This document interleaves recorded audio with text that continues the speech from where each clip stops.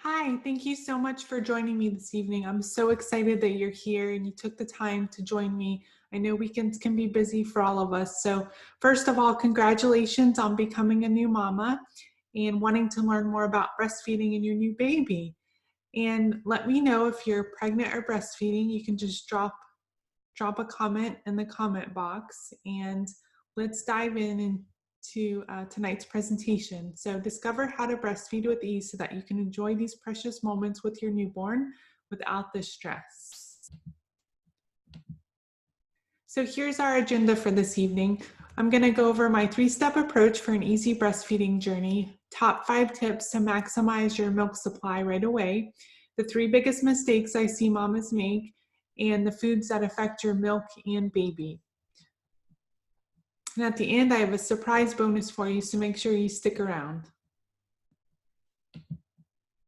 So this is me. I have a master's degree in business and an undergraduate degree in education. I've worked 12 years in the private and public sectors, and all of that education and experience didn't help me any when it came to breastfeeding. So I chose to educate myself after my son was born, and I'll talk about a little bit more about that in a minute. But that's why I'm here today, to share my experience and knowledge with you so that you can have a successful start. And that's me and my little man doing skin to skin there on the right in the hospital, and him at about 12 days old on the left there. And I am a certified lactation counselor, and I support women in their breastfeeding journey before and after their babies are born. And when I'm not supporting mamas, I am baby wearing, volunteering in the community with my husband, traveling, scrapbooking, walking, and I really enjoy natural health topics as well. So I'm a wife to my dear husband, Jeffrey Glover, who's a chiropractor, and a mama to my sweet little boy, Gunner. And we now have 3 fur babies as of today. We adopted a sweet little girl lab puppy. So yay, that's exciting. So flashback to 2018, I totally thought breastfeeding would come natural, as most mamas think, I think, or they worry that they're not going to have enough milk supply or latching is going to hurt. So I had the best birth plan, or so I thought, and I read a breastfeeding book and thought I was pretty much golden. So I did have a few doubts, my pregnancy about milk supply, such as not having colostrum leaking as an example of that. And I did read a ton of, website forums, and I was in Facebook groups and that kind of thing. But, you know, I didn't educate myself as much as I wish I would have. And so that's why I'm so happy that you're here with me tonight, because that's definitely a great way to be confident and empowered in your breastfeeding journey. So once my son was born, I was crying literally every single time he wanted to eat, and I was dreading every single time that he needed to eat, and every time that he latched. And talk about mom guilt, right? Because you're just trying to feed your baby, but it hurts so bad. And so I and this is really when it started to change for me, because I saw my doula again postpartum, and she was sweet enough to recommend a mom's group at a local hospital, not the hospital that I delivered at, but another hospital. And I went there, and there were 2 lactation consultants there, and both of them thought that my son had a severe upper lip tie and a tongue tie as well. So we had those revised at a pediatric preferred dentist, and things improved dramatically after that, right? But if I wasn't a self-advocate, if I didn't persevere in all of that, then things may not have been as happy as they are now. So I'm now, still breastfeeding my son, like I mentioned, and he's 22 months old. He'll be 2 years old at the end of April. So it all happened because I persevered, knew where to turn for support, and I educated myself on breastfeeding. So kudos to you for being here tonight with me. And if you're watching the replay, if you're listening to this, then that's awesome. I'm so proud that you're taking the initiative to get support and education. So let's now dive into why breastfeeding education is so important. So let's take a look at some numbers. High breastfeeding initiation rates show that most mothers in the United States want to breastfeed and start out doing so. And I apologize, these are numbers from the US specifically. If you're outside the US, the numbers are probably greater. Unfortunately, the US is kind of on the bottom of that list in terms of breastfeeding rate. So despite the recommendation to breastfeed exclusively for about the first 6 months, less than 50% of infants were exclusively breastfed through 3 months, and about 25% were exclusively breastfed through 6 months. And these rates really suggest that mothers may not be getting the proper support that they need from healthcare providers, family members, and employers to meet their breastfeeding goals.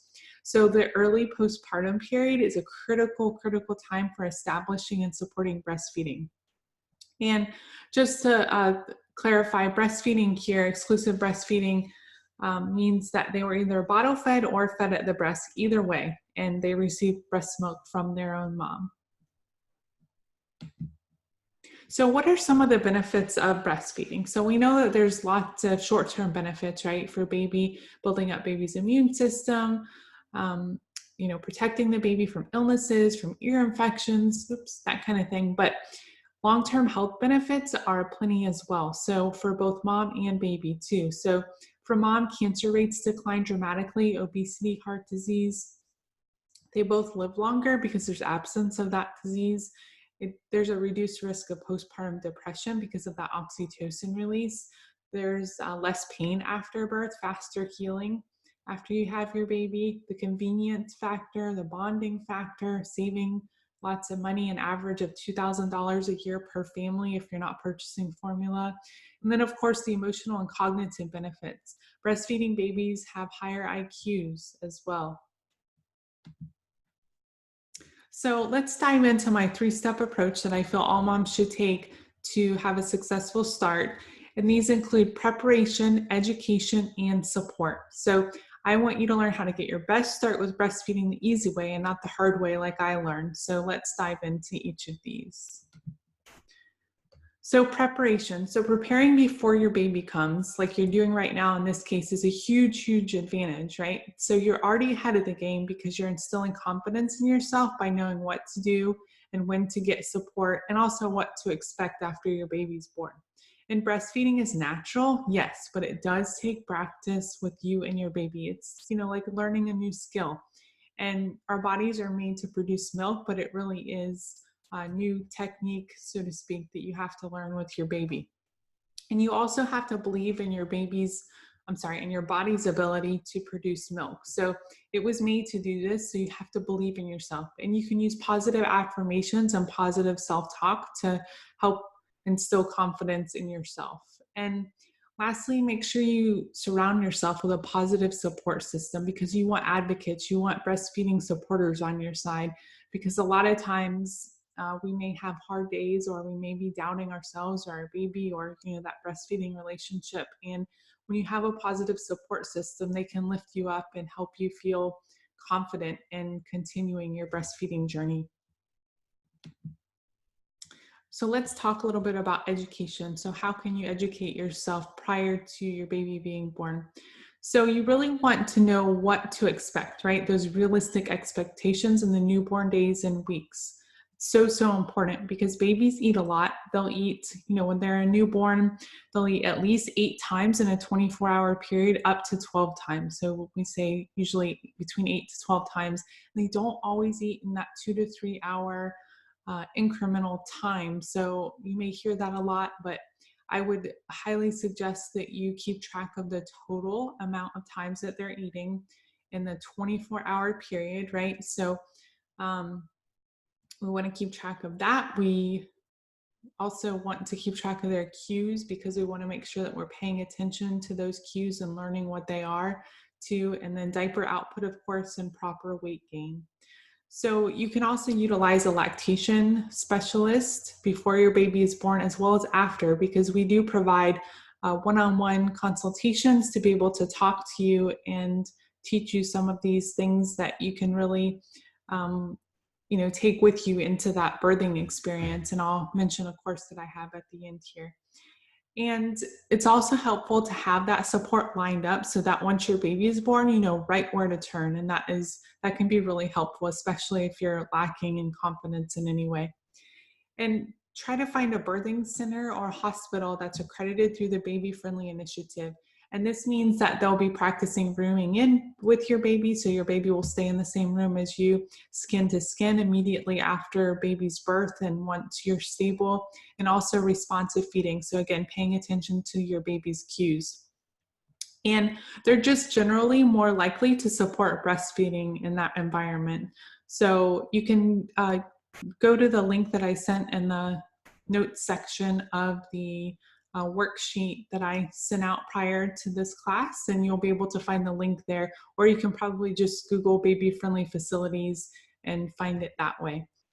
And your plan for your birth can greatly affect the first few days of breastfeeding. So opt for an unmedicated birth if you can, and this will increase your chances of a successful start. And all of these are helpful in establishing your breastfeeding relationship in the first several hours, and that's super important. And if you know how to advocate for you and your baby, you'll feel much more confident in doing so.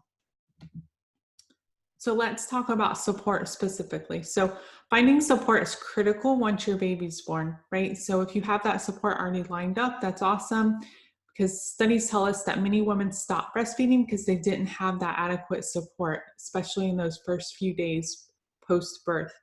So, you know, sometimes you may need referrals like I did with my son. I needed that pediatric dental referral so that I could get him in there to have those ties revised. Or sometimes you may just need a confidence boost, right? To remind you that you're doing the best thing, you're providing the best nutrition for your baby, and everything's looking great with you and your baby, and they're getting the adequate milk supply and milk transfer that they need. And sometimes you just need somebody else to verify that for you. So having a support system through a lactation specialist, having a support system at home, at the pediatrician's office, and that reminds me too. So in that notes document that I sent out, there's also a pediatrician questionnaire that you can utilize to interview a pediatrician to ensure that they are breastfeeding friendly, because that's really, really important. And you know, this support system will really help you on the hard days so that you can get through, because trust me, it gets easier. And here are a few tips I wanted to share to help include your partner in this as well, right? Because they may feel left out because you may be nursing your baby a lot. And there's a few things that you can offer that they can help you with, like skin to skin after a breastfeeding session, or bringing you water and a snack while you're feeding because you'll likely be hungry and definitely thirsty. Bathing your baby, changing your baby's diaper, giving your partner a list of things that they can do so that they do feel helpful in this kind of situation and involved too. So now let's look at 5 tips to maximize your milk supply. So it all starts with getting your mature milk production going, right? With good breast tissue, lots of hormones, lots of stimulation and milk removal, and the delivery of your placenta as well. And all of these work together to blast off your milk supply. So the initial stages of your milk supply are the most critical part for a successful long-term result. And you can think of it kind of like a rocket ship. The launch phase is the most critical stage of a successful mission. And if things go wrong at the start, the potential for issues later is high. So milk production skyrockets in these first 40 days of your baby's life. So that's why it's so important to try to bring in that milk as soon as possible once your baby's born. So the first thing that you can do is nurse in the golden first hour after birth, as we call it. So as soon as you can, hold your baby skin to skin through at least the first feeding, or longer if you're comfortable with that. And this will promote oxytocin levels and help you and your baby bond as well. And you'll start making colostrum during pregnancy. But like I mentioned earlier, if you don't leak colostrum during pregnancy, don't worry, it's not a sign of a high milk supply, a low milk supply, it just kind of is. So I never leaked during pregnancy colostrum, and I have a great milk supply, so no worries. It's concentrated, colostrum is concentrated food that comes in tiny amounts, as small as a teaspoon at a time during the first feedings, and your new baby will need these small bits of colostrum and milk really often. So when they're born, when they're born, they have a super tiny stomach, right? Oops. Hi, if you just joined me, welcome.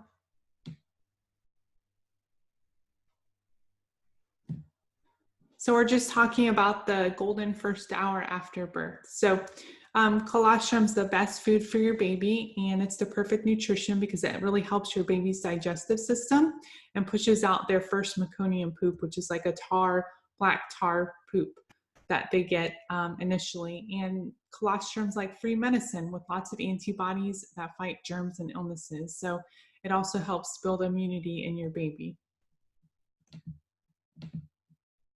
So skin to skin contact. So skin to skin is an amazing way for your baby to hear your heart, feel close to you, and regulate their body temperature.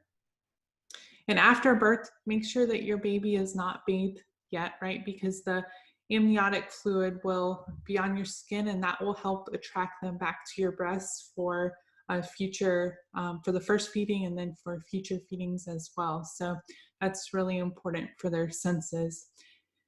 And you'll want to hold your baby skin to skin immediately and to initiate that first feeding, and then through that first feeding and after as well. So, and amazingly, your breasts will decrease or increase in temperature to meet your baby's needs, which I think is so, so cool.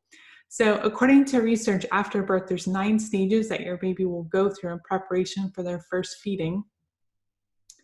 And it's important to allow your baby to find your breast for that first feeding and self-attach for the first time. So this sequence may take more than 2 hours if you had labor medication, so just be patient during this time and allow your baby to find and attach to the breast. And we've seen where they'll actually kind of bob their heads. Let me see if I can. Sorry, I just wanted to check our video settings here.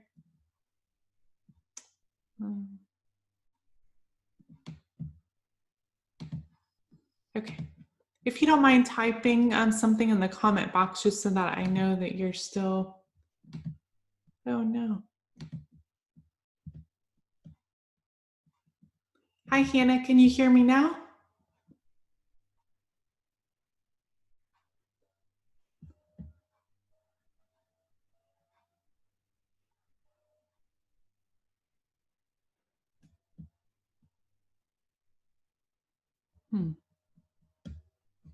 Okay, well, I'm gonna keep going. Hopefully you can hear me now.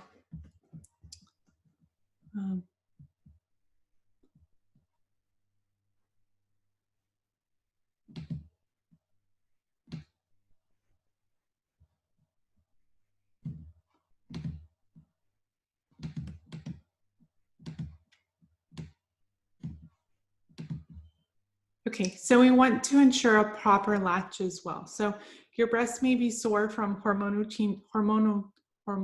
changes, but if your nipples are sore and misshaped, it's probably time that you see a lactation specialist to ensure a proper latch. So you want to make sure that you're both comfortable, and a lactation specialist can help you find a position that works for both you and your baby. And signs of a good latch include a deep latch. Your baby's taking in as much of the nipple and areola as possible. Their lips are flanged out.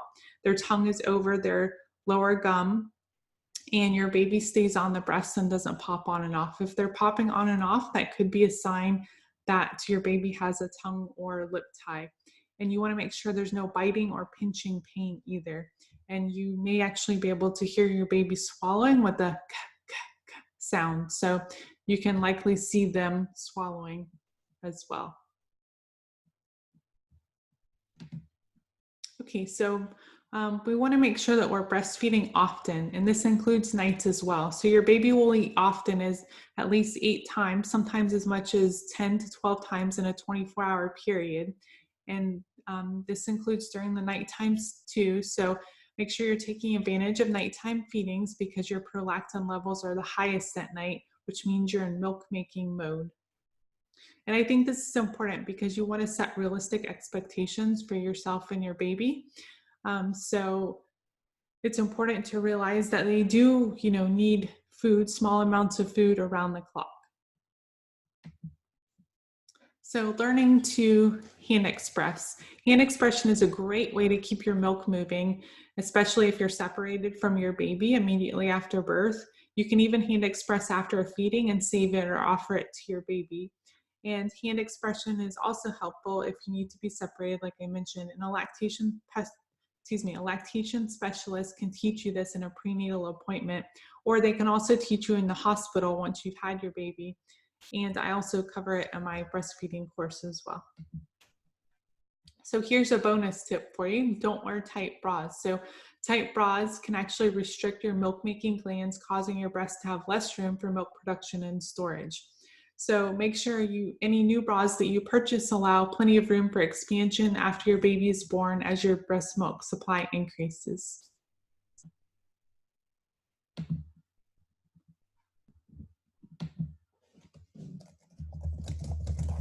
Just wanted to type back here. Okay, so 3 biggest mistakes I see mamas make after birth. So mistake number 1, you'll want to ask for help in the hospital and from your support team. And if you need to breastfeed and there are people in the room, make sure you ask folks to leave. Don't feel embarrassed that you need to feed your baby. It's totally natural and you want to establish your milk supply. So the sooner and the most often you can feed your baby, the better. And it's, again, okay to ask them to leave. They should be totally understanding in that. And get your partner to help you or a nurse. So if you're feeling embarrassed about asking them to leave, just ask for support in that. So the mistake is that mamas don't self-advocate for themselves and their baby. You have to be your own advocate if you want to breastfeed.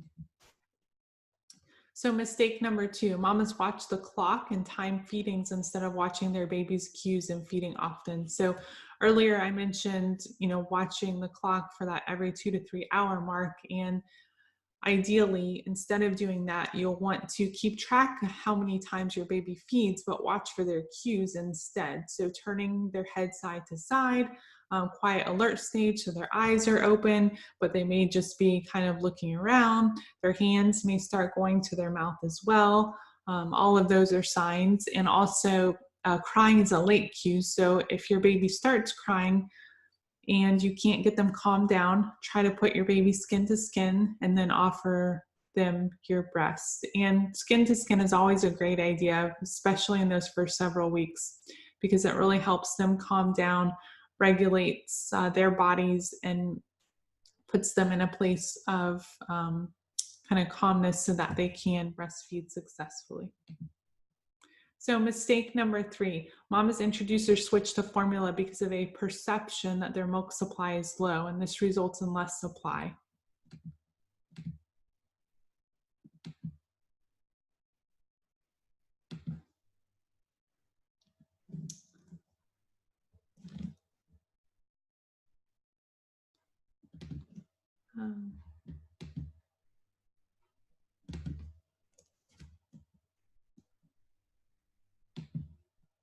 So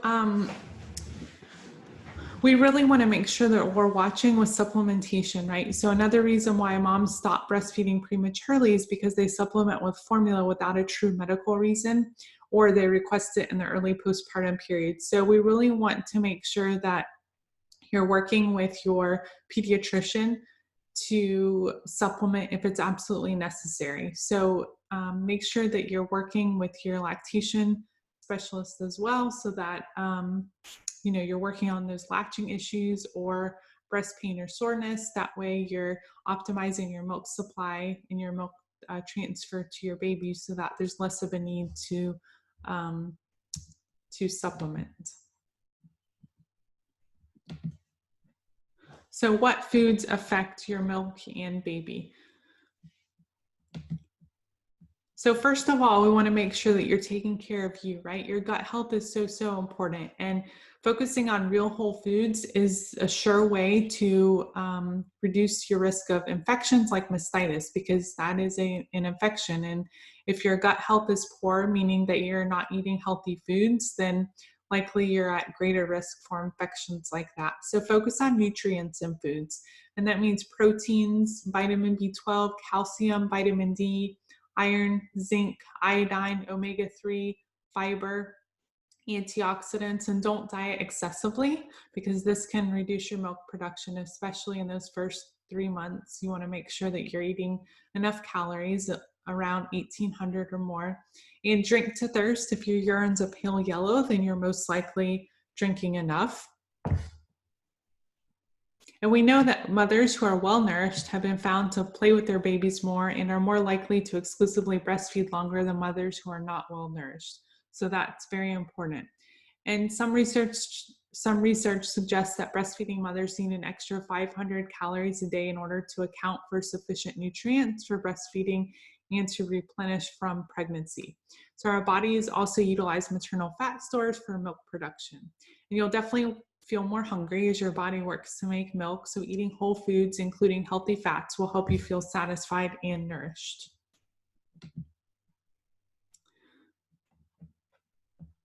So lactogenic foods are foods that are potentially known to increase milk supply. And in my experience, the effects of these foods are very individualized and dependent on your own unique body chemistry. Some of them help moms, some of them may decrease your supply. So you really have to work with your lactation specialist to understand what foods you're trying to add for increasing your milk supply.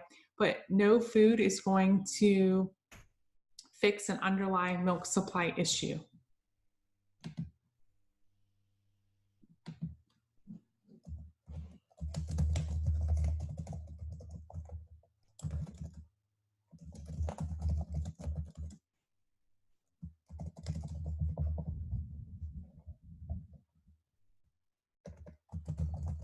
I was just responding to someone in the group chat there. They're having problems hearing me.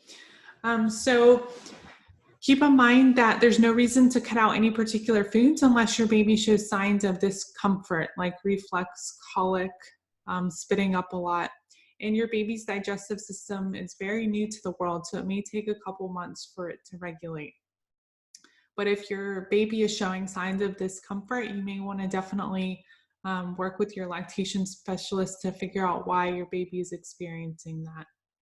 And this is really funny. So the flavors of your food do get passed to your baby through your milk, and babies actually prefer flavored milk.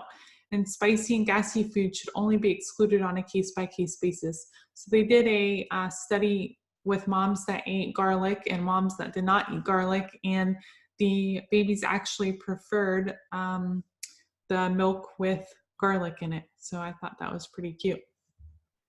And our family eats lots of garlic, so that was reassuring to me. So let me ask you, have you set your goals for breastfeeding? Do you have a plan to get there? How would you like to have a plan and a support system to help you succeed? Unfortunately, you can't just expect breastfeeding to come naturally without proper education, right? So there's tons of information out there, but you definitely need something simple and convenient. And if you're a new mama, your breastfeeding experience does not have to be filled with the unknown or anxiety and stress. And I've got an online breastfeeding course that can help you in your journey before you have your baby. It's convenient, easy to follow, everything's in one place.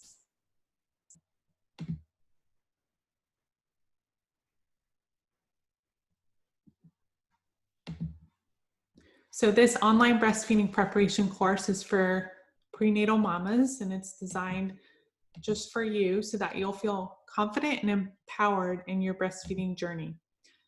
So this is one mama that I've been working with. Jada has been an amazing help as we navigate through breastfeeding with our second child. So many new challenges, forgotten tips and tricks. The newborn stage is stressful enough. I can't thank Jada enough for her knowledge and help as we rebuild a foundation for breastfeeding success. So my 4-week online course is going to be delivered to you, and you'll get access to the first class. There's a few videos in there as well as some bonuses, and it's easy step-by-step videos and demonstrations and reference guides. You'll have lifetime access to all the program materials and any updates I make along the way so that you can use it in the future if you have another baby or after your baby's born. And you can go at your own pace and from the comfort of your own home, and you can get your partner involved too. So If you have any questions while you're learning, not a problem, because I'll have a private support group for course participants. And if you think knowledge is power, let me know. Just drop a yes in the comment box. So many women I've talked to say a prenatal breastfeeding class would have saved them from a lot of worry and frustration once their baby is born. And studies definitely show that a lack of preparation for what the newborn phase would be like is one of the main reasons for breastfeeding discontinuation. So here are the classes. So we'll be talking about everything from how your body makes milk, what hormones are needed, tips for engorgement and oversupply, learning the perfect latch, learning all the nursing positions as well as the best one for sleeping, and learning about bottle feeding, learning about going back to work and how you need to store your milk. And because I don't want to overwhelm you, I'm what you'd call dripping the content to you on a weekly basis over a 4-week period of time. So here's just a look at the platform itself. And there's also some bonuses as well. So you'll get some trackers that you can print, share, and download via Google Drive that I've created for you, as well as a grocery list for top lactogenic foods, as well as common allergens that you maybe want to watch out for. So I partnered with a pediatric sleep consultant to provide a guide to newborn sleep, and it does not have anything about the cry it out method because I'm not a believer in that. And also 4 group Q&A coaching calls. So I'll be able to answer your questions about course material and any other breastfeeding questions that you have in there. So like I mentioned, an online course, you can do it at your own pace. You can learn with your partner in a private setting, and it'll allow you to feel confident in your journey as well. So you'll get the entire breastfeeding course as well as all of the bonuses that I mentioned, and the value for this is $1,000, $129. But because I'm launching this on this webinar, I am offering it for $97, and you'll be getting my one-on-one support every step of the way. So this is another mama that I've been working with, Taryn. So Jada's breastfeeding resources give you a great head start to you and your baby's breastfeeding journey. She will help set you up for success. And even if you run into a challenge, she'll be there to help you through each hurdle so that you can have a breastfeeding experience that you desire. And if you sign up for the course in the next 15 minutes, you'll get a free 20-minute session with me to use anytime after your baby's born. So this in itself is worth the price of the entire course if you go buy it on my website right now. So this is what the, if you go to the link, LactationMamas.com/course, you'll see this image at the top. And that's where you'll purchase. And after you purchase, you'll get an email with all the details plus access to all the bonuses, the first class and the getting started video as well. So LactationMamas.com/course, and mamas is spelled MAMAS. And don't forget, the special bonus will end this evening. It says 15 minutes here, but I'm going to be sending out a replay to this. So it'll end this evening, and you'll get a 20-minute session after your baby is born with me. It'll be a virtual private session. If you have any questions or trouble ordering, just send me an email at LactationMamas@gmail.com. And that concludes the presentation. So let me know if you have any questions in the comments. And if not, thank you so much for joining me. And I look forward to seeing you in the course. Thanks so much.